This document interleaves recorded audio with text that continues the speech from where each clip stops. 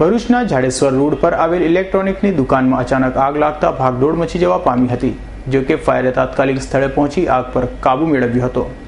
મળતી વિગત અનુસાર ભરૂચ શહેરથી નેશનલ હાઈવે નંબર 8 ને જોડતા મક્તમપુર જાડેશ્વર રોડ પર આવેલ આઇનોક્સ મલ્ટીપ્લેક્સ સિનેમા ઘરની સામે આવેલા શ્રી નિકેતન પ્લાઝા શોપિંગ સેન્ટરના ભોંય તળિયાના ભાગે ટીવી, વોશિંગ મશીન જેવા ઇલેક્ટ્રોનિક ઉપકરણો તેમજ હોમ એપ્લાયન્સીસ વેચતી ગુજરાત ઇલેક્ટ્રોનિક્સ નામની દુકાનમાં બુધવારે સવારે 11 વાગ્યાના અરસામાં દુકાન માલિકે આવી દુકાનનું શટર ખોલતા જ આગના દર્શન થયા હતા।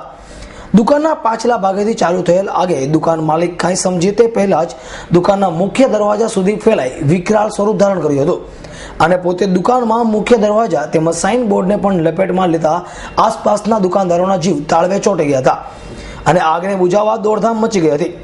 આગની જાણ થતાની સાથે જ ફાયર વિભાગે તાત્કાલિક ઘટના સ્થળે દોડી આવી અડધા કલાકની જહેમત બાદ આગ પર કાબુ મેળવ્યો હતો, પરંતુ ત્યાં સુધીમાં અંદાજે 4 થી 5 લાખ રૂપિયાના ઇલેક્ટ્રોનિક ઉપકરણો આગમાં ભડથું થઈ ગયા હતા।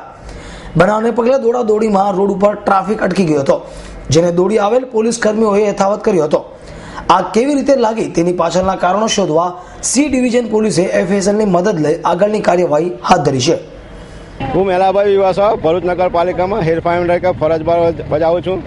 આજરોજ જાડેશ્વર રોડ પર ગુજરાત ઇલેક્ટ્રોનિક દુકાનની અંદર આગનો મેસેજ આવતા અમુક ઘટના સ્થળે તાત્કાલિક આવી અને કંટ્રોલમાં લઈ લીધી છે। અમારા 3 ફાયર ફાઈટર આવીને સ્થળ પર ઊભા છે।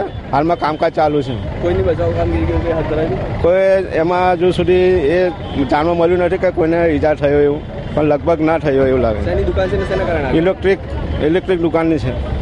અભિ સૈયદ, S9 ન્યૂઝ, ભરૂચ।